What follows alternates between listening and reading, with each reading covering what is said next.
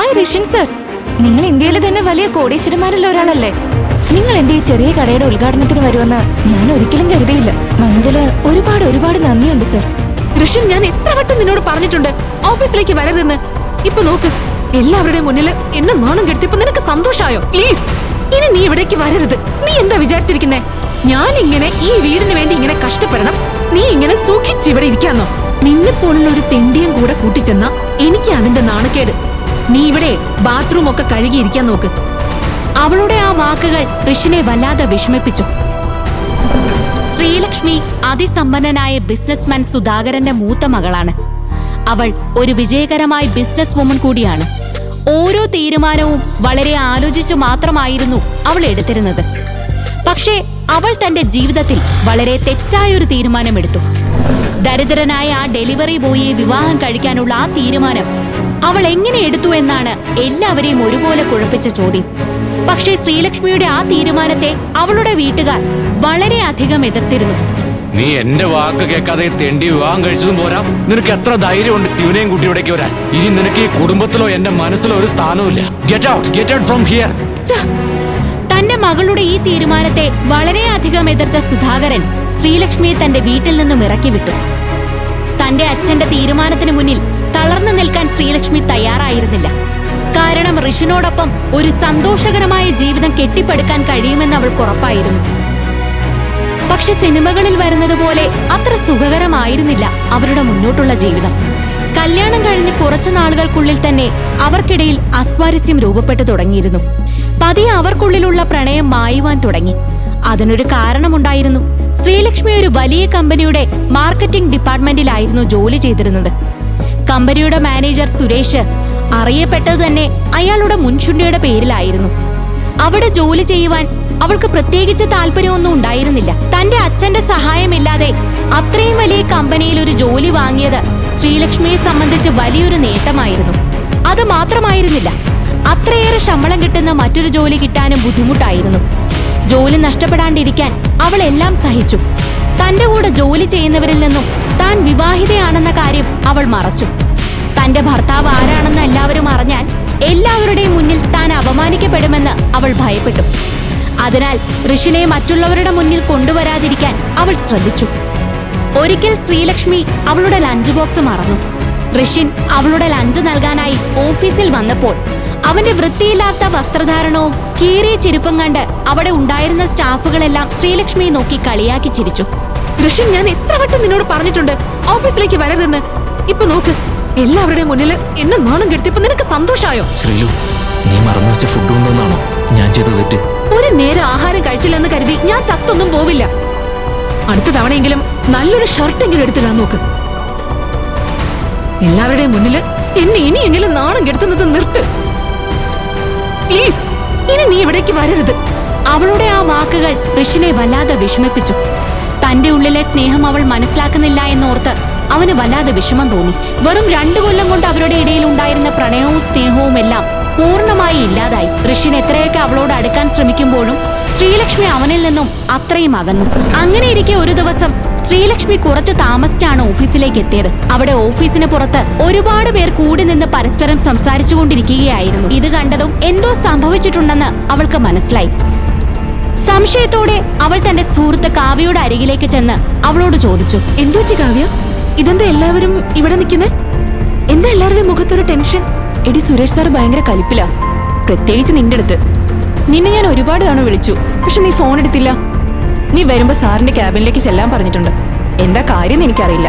എന്തിനാകും തന്നെ മാനേജർ വിളിപ്പിച്ചത് എന്നോർത്തവൾ അങ്ങോട്ടേക്ക് ചെന്നു. അവൾ ക്യാബിനിലേക്ക് ചെന്നതും മാനേജർ സുരേഷ് മറ്റൊരാളെ വഴക്കു പറയുന്നതാണ് അവൾ കണ്ടത്. ശ്രീലക്ഷ്മിയെ കണ്ടതും സുരേഷിന്റെ മുഖം ദേഷ്യം കൊണ്ട് ചുവന്നു. ശ്രീലക്ഷ്മി, ഇതുവരെ താൻ എവിടെയായിരുന്നു? നീ എന്താണ് കാണിച്ചു വെച്ചിരിക്കുന്നത്? നിനക്ക് വല്ല ധാരണയുണ്ടോ? Because of your damn mistake നമ്മുടെ കമ്പനിക്ക് കോടികളെ നഷ്ടം. നമ്മുടെ കോമ്പറ്റീറ്റേഴ്സിന്റെ മുന്നിലെ തലയുയർത്തി നിൽക്കാൻ പറ്റുന്നില്ല. നിന്നെ സസ്പെൻഡ് ചെയ്യാൻ MD പറഞ്ഞത് with immediate effect. So pack your things and leave now. Manager പറഞ്ഞത് കേട്ട് അവൾ അക്ഷരാർത്ഥത്തിൽ തളർന്നു പോയിരുന്നു. അവിടെ ഉണ്ടായിരുന്നവരെല്ലാം അവളെ ദയനീയമായി നോക്കി. തന്റെ ഭാഗത്തു നിന്ന് വന്ന തെറ്റ് എന്താണെന്ന് പോലും ചോദിക്കാനുള്ള ധൈര്യം അപ്പോൾ അവൾക്കില്ലായിരുന്നു. കണ്ണുകൾ നിറഞ്ഞുകൊണ്ട് അവിടെ നിന്നും അവൾ പുറത്തേക്ക് നടന്നു. വീട്ടിലെത്തിയ ശ്രീലക്ഷ്മി ജോലി നഷ്ടപ്പെട്ട കാര്യം മറച്ചുവെച്ചു. ആ ദേഷ്യം മുഴുവൻ ഋഷിന് നേരെ തീർത്തു. നീ ഒരു ഭർത്താവാണോ? നീ എന്താ വിചാരിച്ചിരിക്കുന്നേ? ഞാൻ ഇങ്ങനെ ഈ വീടിന് വേണ്ടി ഇങ്ങനെ കഷ്ടപ്പെടണം, നീ ഇങ്ങനെ സൂക്ഷിച്ചിവിടെ ഇരിക്കാന്നോ? ഞാൻ നല്ലതുപോലെ കഷ്ടപ്പെടുന്നത് കൊണ്ട് നീ ഇങ്ങനെ മൂക്കുമുട്ടി തിന്ന് നിവർന്ന് നടക്കുന്നത് എനിക്കിത് മടുത്തു. 2 കൊല്ലം കൊണ്ട് ഇതെല്ലാം ഞാൻ സഹിക്കുക. ഇനി എനിക്കിതിന് പറ്റില്ല. This is not working anymore. Let's get divorced. ശ്രീലക്ഷ്മിയുടെ ആ വാക്കുകൾ ഋഷിനെ വല്ലാതെ തകർത്തു. അവനോടങ്ങനെ പറയുമ്പോഴും ഋഷിന്റെ ഉള്ളിൽ ഉത്തരവാദിത്ത ബോധം ഉണ്ടാകണമെന്ന ചിന്തയായിരുന്നു. ശ്രീലക്ഷ്മിക്ക് അവളുടെ ഭർത്താവ് വിജയിച്ചു കാണാനായിരുന്നു ആഗ്രഹം. പക്ഷെ അതൊരിക്കലും സാധിച്ചിരുന്നില്ല. ബംഗ്ലാവും മറ്റ് സുഖസൗകര്യങ്ങളും എല്ലാം ഉള്ളപ്പോൾ പോലും അവൾ ഒറ്റയ്ക്കാണെന്ന തോന്നൽ അവളെ വേട്ടയാടിക്കൊണ്ടേയിരുന്നു. ഋഷിൻ അപമാനിക്കപ്പെട്ടപ്പോഴെല്ലാം അവളെ അത് വല്ലാതെ ബാധിച്ചിരുന്നു. ഇതെല്ലാം ഉപേക്ഷിച്ച് തന്റെ അച്ഛന്റെ അടുത്തേക്ക് പോകണമെന്നവൾ മനസ്സുകൊണ്ട് ഉറപ്പിച്ചിരുന്നു. അപ്പോഴേക്കും അച്ഛാ, അച്ഛൻ പറഞ്ഞതായിരുന്നു ശരി. ഞാൻ അവനെ ഒരിക്കലും വിവാഹം ചെയ്യാൻ പാടില്ലായിരുന്നു. ഞങ്ങൾ തമ്മിൽ പിരിയാൻ തീരുമാനിച്ചു. അച്ഛൻ എന്നെ പഴയ ശ്രീലുമായിട്ട് സ്വീകരിക്കണം. തന്റെ വീട്ടിലേക്ക് തിരിച്ചു പോകുവാൻ ശ്രീലക്ഷ്മി ഒരുപാട് ആഗ്രഹിച്ചു. പക്ഷേ അതിന് വാസുദേവൻ പറഞ്ഞ നിബന്ധന കേട്ടപ്പോൾ അവൾ ശരിക്കും സ്തംഭിച്ചുപോയി. ശ്രീലക്ഷ്മി, നീ ശരിക്കും ഈ കുടുംബത്തിലേക്ക് തിരിച്ചു വരാൻ ആഗ്രഹിക്കുന്നുവെങ്കിൽ എനിക്ക് നിന്നോടൊരു കാര്യം പറയാനുണ്ട്. നമ്മുടെ നടന്നുകൊണ്ടിരിക്കുന്ന ഹോട്ടൽ പ്രൊജക്ടിലേക്ക് നീ 100 കോടി രൂപയുടെ ഇൻവെസ്റ്റ്മെന്റ് കൊണ്ടുവരണം. എങ്കിൽ മാത്രമേ നിന്നെ ഇനിയും ഈ കുടുംബത്തിലൊരു അംഗമായി എനിക്ക് കാണാൻ കഴിയുള്ളൂ. 100 കോടിയുടെ ഇൻവെസ്റ്റ്മെന്റ് എന്നത് അവളെ കൊണ്ട് ഒരിക്കലും സാധിക്കില്ല എന്ന് അവൾക്ക് അറിയാമായിരുന്നു. പക്ഷെ ഇനിയും തന്റെ അച്ഛന്റെ മുന്നിൽ തോറ്റുപോകാൻ അവൾ ഒരുക്കമല്ലായിരുന്നു.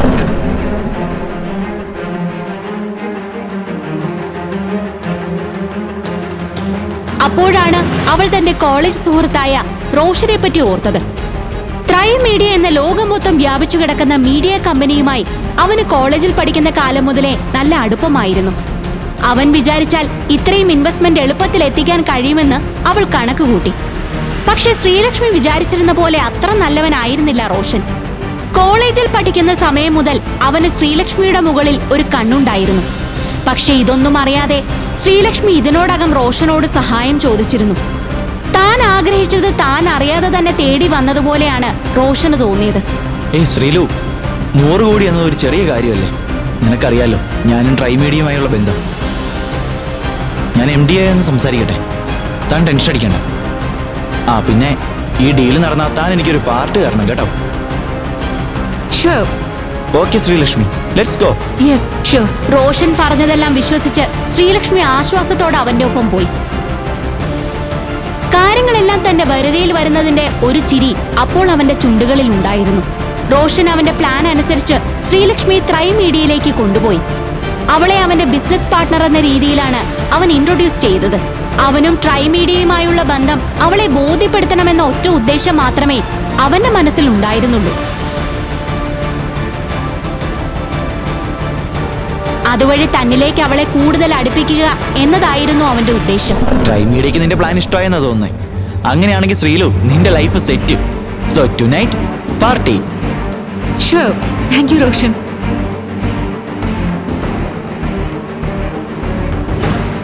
മനസ്സിൽ പല പല ലക്ഷ്യവുമായി റോഷൻ ശ്രീലക്ഷ്മിയുടെ അരികിലിരുന്നു. തന്റെ കയ്യിലിരുന്ന ഡ്രിങ്ക്സ് അവളുടെ നേർക്ക് നീട്ടിയെങ്കിലും അവൾ അത് തടഞ്ഞു.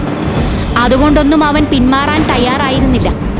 അവൻ കിട്ടിയ അവസരങ്ങളിലെല്ലാം അവളുടെ ശരീരത്തിൽ അനാവശ്യമായി സ്പർശിക്കാൻ ശ്രമിച്ചുകൊണ്ടേയിരുന്നു. അവന്റെ ഈ അനുചിതമായ പെരുമാറ്റത്തിൽ അവൾ വല്ലാണ്ട് അസ്വസ്ഥയായിരുന്നു.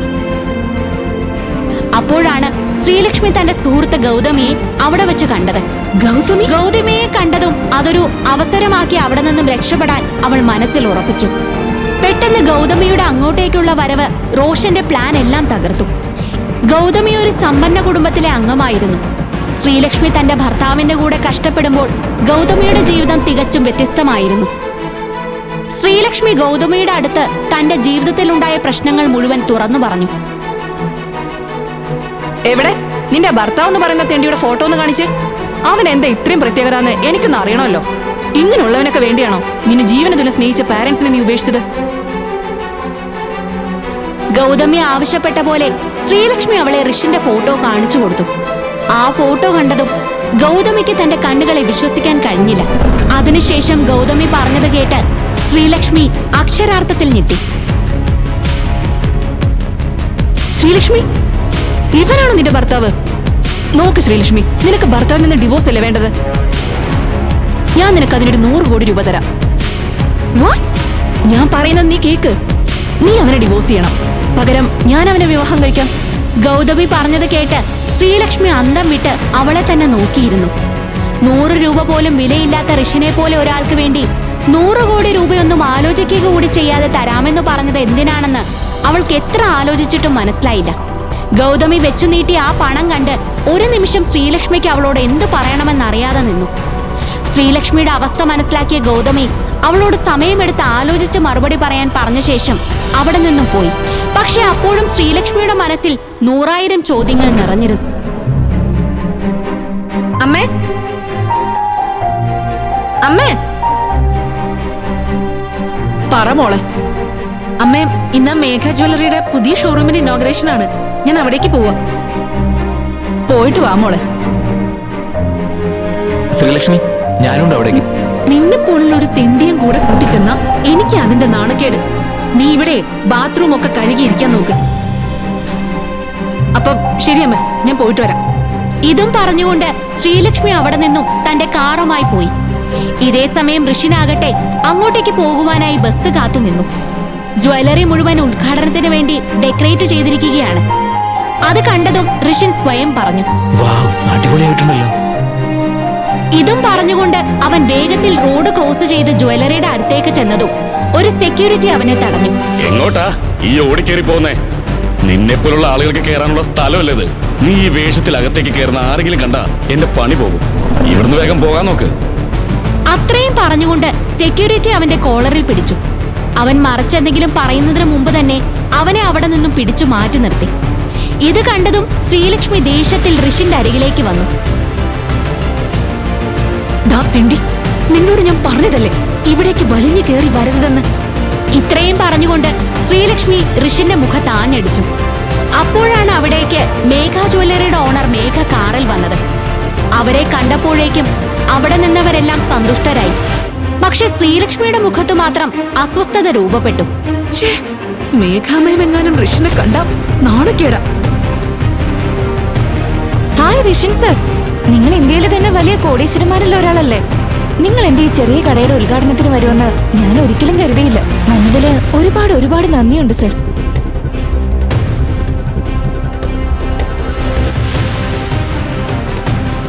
Sreelakshmi, thank you.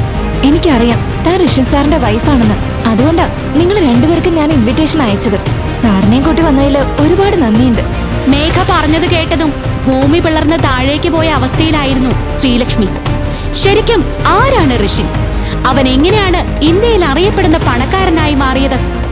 എന്തുകൊണ്ടാവാം ഭിക്ഷക്കാരനായി കണക്കാക്കിയ ഒരുവനെ മേഘയെ പോലെ ഒരാൾ ഉദ്ഘാടനത്തിന് ക്ഷണിച്ചത്? ആരായിരിക്കും ഋഷിൻ ആ ബോക്സ് കൊണ്ട് കൊടുത്തത്? എന്താവും അതിന്റെ ഉള്ളിലുള്ളത്?